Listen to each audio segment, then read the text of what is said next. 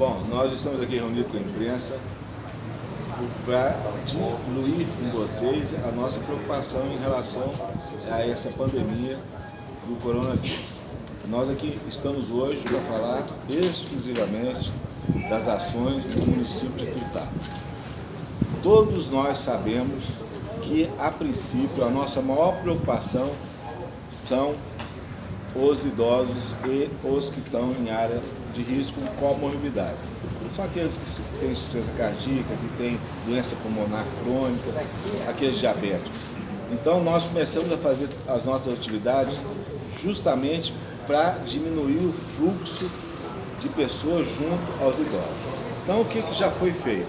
Vamos lá. Semana passada, houve uma comunicação para todas as entidades que lidam com essas pessoas de mais de 60 anos, para que evitasse aglomerações. Que aglomerações? Evitasse cursos, evitasse danças, né? evitar todo o sistema, porque eles são os mais acometidos. Paralelamente a isso, a gente tem que fazer duas situações. Uma, evitar que as pessoas que vão ser portadoras do vírus assintomático estejam junto com eles. Então, inicialmente houve uma temeridade da gente tirar as crianças da escola, porque nós sabemos que se você não preparar a família, essas crianças não vão à aula e vão ficar sob a custódia dos avós, porque os pais têm que trabalhar. Então, foi feito um caminho, graças a Deus, muito rápido, para que isso seja evitado. Nós não queremos as crianças que serão fatores de contaminação dos velhinhos. Mas, infelizmente, nós temos que tomar, paralelamente a isso, outras atitudes para diminuir o fluxo de pessoas na rua. Por quê? Porque é fácil entender. Nós temos exemplos de todos os países que tiveram problemas e nós vamos ter eles agora, então isso é de exemplo, porque é um vírus que não existe tratamento, nem com vacina, não com remédio.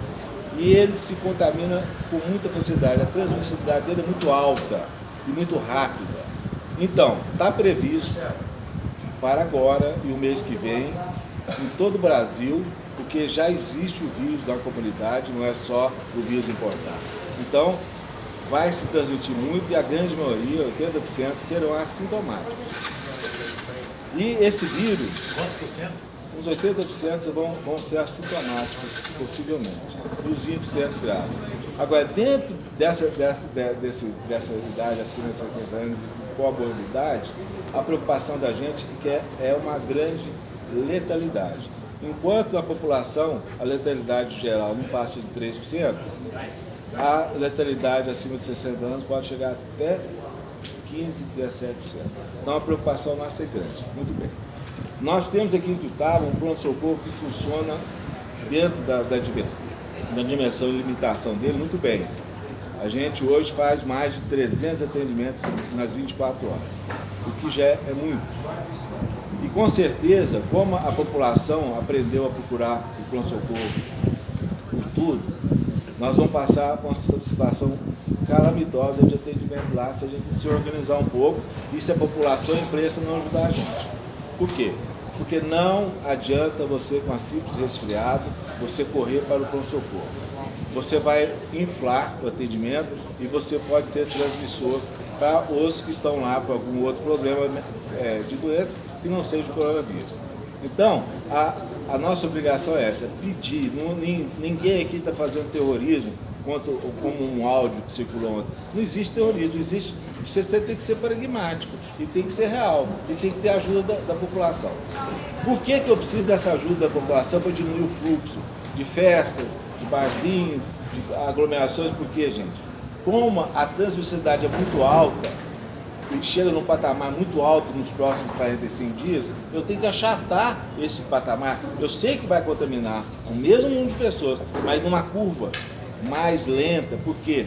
Para me dar chance de atendimento no pronto-socorro.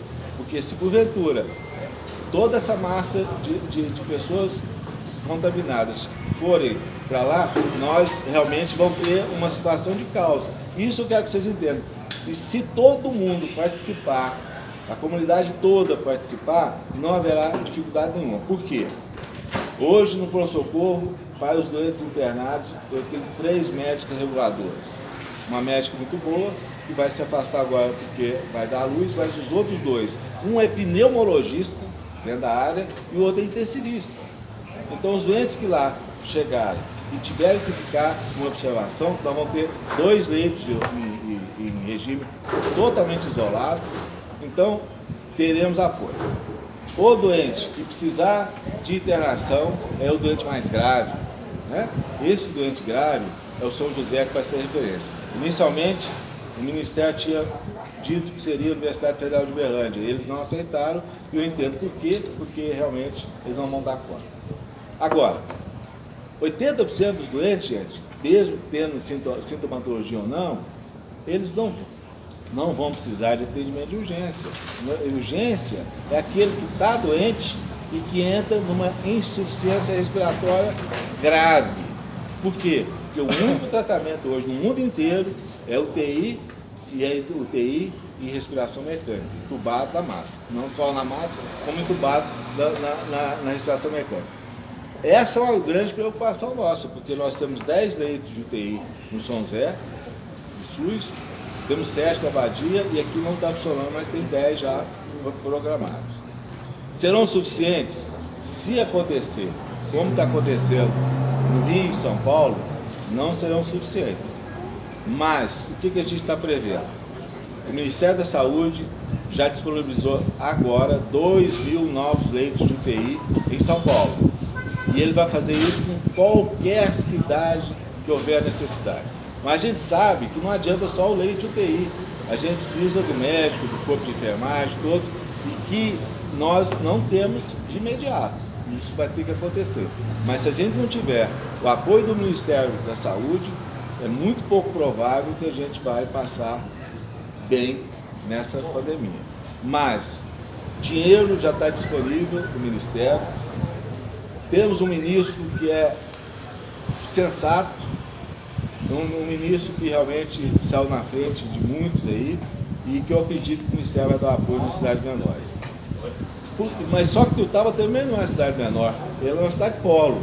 Tenho certeza absoluta que algumas cidades na periferia da nossa cidade vão precisar da gente. Por quê? Cachoeira Dourada não tem hospital. Ipiaçu não tem hospital. Gureatã tem um, mas não funciona nem laboratório, nem imagem. Então, a gente tem que estar preparado também para ajudar o próximo. E por ajudar o próximo é que nós pedimos encarecidamente que a população, mesmo achando que não vai ficar doente, ou se ficar não vai ter problema, mas ela tem que pensar na idade sujeita a problemas, a grande letalidade. Então, e por isso que eu peço, não existe ainda portaria de proibição nenhuma do ir e vir, de acontecer na cidade. O prefeito pode até decretar de hoje para amanhã, mas nós só solicitamos, que é o bom senso que nós precisamos nessa hora, porque se não houver ajuda da população para não disseminar o vírus, aí sim nós temos um caos de atendimento na cidade, porque não é só o serviço público, os hospitais privados também não estão preparados com a demanda grande. Eu vou dar um exemplo para vocês. Em relação ao suposto doente, hoje no Brasil, e quase no mundo inteiro, apesar da Organização Mundial de Saúde não endossou isso, só estão fazendo teste, que é o suave para você ter o diagnóstico, no doente internado, por 2 motivos. Um que não tem para todo mundo. No Brasil inteiro, não tem para todo mundo. No doente particular de convênio, também, a partir de ontem, alguns grandes laboratórios já fecharam, porque eles não dão conta de fazer. Então, na realidade, nós não tem aquela preocupação de que todo mundo que tem suspeita chega lá vai ter que fazer o exame, porque não vai ter. Na realidade, é clínico. E essa suspeita, que esteja bem, que possa ser e deve ser ficado em casa, a gente até preconiza que não vá a nenhum serviço, fique em casa, em quarentena, esperando melhorar, porque ele vai não contaminar as pessoas de fora, e se ele for no serviço de saúde, se ele achar que está contaminado, pode não estar e chegar lá e ficar contaminado. Então, gripezinhas pequenas não devem ir. Outra preocupação nossa de Tuiutaba, que agora nós estamos entrando na sazonalidade das influências, das outras gripes. Concomitantemente do surto, possivelmente de dengue, que possa vir. É época, acabou a chuva, é época. Nós já tivemos mais de 800 casos de dengue esse ano. E ainda não era a época que nós podemos ter agora. Agora vocês imaginam, tem os doentes comuns, os doentes do coronavírus, mais o doente da dengue e mais as influências, como é que vão ficar? Então, isso tem que ter uma parceria de toda a comunidade, de toda a imprensa. Agora, volto a dizer, nada de terrorismo e nada de assustar a população. Ela tem que ser parceira nossa. Não tem essa de assustar, porque não existe tratamento, não existe remédio, não existe vacina para corona. É tratamento só para aqueles que ficam realmente com insuficiência respiratória. Os outros em casa. Existem 3 coisas que a gente deve falar. Por exemplo, existe o isolamento da pessoa que está doente. Esse isolamento é feito em casa, esse isolamento é feito no hospital, né? É uma coisa. Existe a quarentena, que é aquele pessoal que teve contato com alguém que estava doente, ou veio de alguma área que já estava muito endêmica, esse tem que ficar de 7 a 14 dias em casa, mesmo tendo doença, e se ele tiver feito o exame, ele pode esperar feito o exame em casa. É a diferença do isolamento e da quarentena. Agora, o que nós pedimos é um isolamento social, evitar aglomerações. Se você vai para o bar, ninguém quer interferir na vida pessoal de ninguém. Vai no bar, vai. Mas vamos ficar uma distância de 1,5 metro, 2 metros, de uma mesa a outra. Não vamos beijar, não vamos abraçar. Vamos lavar a mão várias vezes, lavar o nariz e a boca. São os 3 fatores altamente contaminantes. Mas o nariz é o principal. Então, gente, vocês têm a toalha descartável, jogar no lixo. Não vamos ter a mesma toalha para a casa inteira, né? A gente é comum isso em casa, então a toalha no banheiro para todo mundo. Não deve. É cada um com o seu papel toalha ou com a sua toalha, mas não podemos. Isso vai evitar muitas pessoas não contaminantes, por coisas pequenas. E agora eu estou aberto a vocês. Algum caso suspeito aqui em Tiltaba? Algum caso suspeito aqui em Tiltaba, doutor William?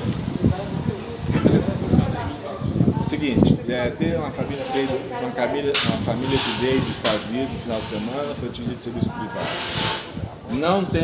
Não tem clínica de grande suspeição, mas está em casa. Ele pode ser considerado um caso suspeito? Pode ser considerado um caso suspeito, mas não, sem exame você não pode afirmar. Não foi feito o exame. Agora, não é só ele não, tivemos 2 casos do pronto-socorro que também estão em quarentena em casa. E ontem, por exemplo, meu plantão, hoje eu tive que dar um plantão ontem, porque um colega foi com a família do México dos Estados Unidos e chegou, e ele, médico, ele, cirurgião, teve que entrar em quarentena, está em quarentena. Hoje ele não vai sair de casa, é a família. Mas não estão doentes não, mas estão em quarentena. Não existe, mas oficialmente não existe na cidade de Tiltaba nenhum caso. Pode ter daqui a 1 hora, porque isso a gente não sabe. Por isso que eu digo, o pico nosso é agora 1 mês e meio. Esse é o maior pico. E é uma pandemia que deve durar no Brasil mais ou menos 4 meses. Então, nesses 4 meses a gente tem que estar bem. Mas agora, nos próximos 45 dias, é que a previsão de aumento assustador dos casos. Doutor, daquele áudio que vazou ontem no WhatsApp, nas redes sociais, enfim, o quanto é verdade, o quanto é fake news, e a gente sabe que assustou bastante a população. Isso eu não queria que assustasse, eu queria que as pessoas conscientizassem do problema, né? Aquilo foi pensado, pensamento, ele pensou o que ele achou de Então, por exemplo, ele fala, isso não sou eu que eu falei, 30% da população, pode ser até mais, pode chegar até 50%, mas não é 50% doentes, 50% do vírus que vai circular. Por isso que a gente tem que evitar isso. Agora, em relação ao Hospital São José, lá foi dito que realmente o Hospital São José tem 10 leitos de UTI, mas eles vão se adaptar para os casos graves. Por quê? Todo doente de coronavírus, gente, não pode ser atendido nem no pronto-socorro, nem nos hospitais, por equipe geral. É uma equipe específica para o doente que está contaminado de tratamento grave. Por quê? Nas UTIs você tem que ter todo o EPI, são vestimentas próprias, óculos próprio, bota, tudo. E essa situação do médico e principalmente da enfermeira, dos enfermeiros, eles ficam às vezes 6 horas sem tomar água, sem um banheiro, por causa daquela vestimenta. Então eles vão ter que se preparar, eles não estão preparados, mas o Brasil inteiro não está preparado. Você vê que agora, depois que já aconteceu esse número maior de casos em São Paulo, é que o Einstein, por exemplo, abriu 95 novos leitos que ele não tinha para isso, abrindo. Mais 2 grandes hospitais, eles vão estar com 300 leitos e agora o Ministério já vai abrir 202.000 que se disponibilizou já para São Paulo. Lógico, o volume de atendimento de pessoas deles é maior, mas eles também não estavam preparados, eles estão se Mas, preparando. doutor, a própria China surgiu tudo e teve a contaminação, surgiu essa contaminação, não teve essa porcentagem de casos. Aí, por exemplo, de 30 mil casos, por exemplo, Não, o senhor falou só, que pode chegar a 50%. a China é tal negócio, todo mundo está fazendo o melhor que pode fazer pelo exemplo que a gente não tinha antes. Um vírus novo, não é novo, é um vírus modificado. A China fez diferente, porque ela agiu certo no fim e errado no início. Todo doente que estava com vírus, ao invés de deixar lá quietinho em casa para não circular, colocou todo mundo dentro do hospital. Aí foi um caos, contaminou todo mundo. Entendeu? Profissionais da saúde mais doentes, que são os técnicos enfermeiros chineses, eles não sabiam que depois do vírus estar no doente grave, ele saía nas fezes, na urina, na saliva, e isso contaminou muito enfermeiros sem saber. Depois é que eles fizeram a quarentena de fechar, aí fecharam tudo. A Inglaterra hoje ela faz um processo diferente, ela não está cerceando ninguém sair na rua, mas o índice, eles acham que se você contaminar muita gente, vai ter muita gente rapidamente resistente, mas eles não estão preocupados com a pessoa de risco. É um caso. Agora, nós não estamos proibindo de ninguém fazer nada, vai fazer de acordo com a sua consciência, mas vocês têm que ver. Itália toda fechada, aqui vários países da América Latina já fecharam suas fronteiras, Estados Unidos ninguém entra, saiba ninguém entra. Então quer dizer, vários países estão fazendo algo muito mais drástico, né? E ninguém comentou. Doutor Brilha, é indicado que a pessoa que está com gripe, ela procura o serviço médico, né, serviço de saúde, especialmente no município, quando ela não está muito bem, ela está, por exemplo, com uma dificuldade respiratória. Isso já não pode ser, assim, dependendo de cada caso, evidentemente, ser tarde demais. O município dispõe de equipamentos suficientes e próprios para tratar esses doentes? Com certeza, a grande maioria agora, como a gente vai entrar na época da influenza, vão ser gripes leves. O que a gente preocupa são doentes com febre altíssima e com rápida falta de ar. De um dia para o outro cai. E nós temos em todo o serviço como você medir essa oxigenação. Então esse doente é grave, mas a gripezinha, febrinha de 2, 3 dias, uma secreçãozinha no nariz, nada de grave.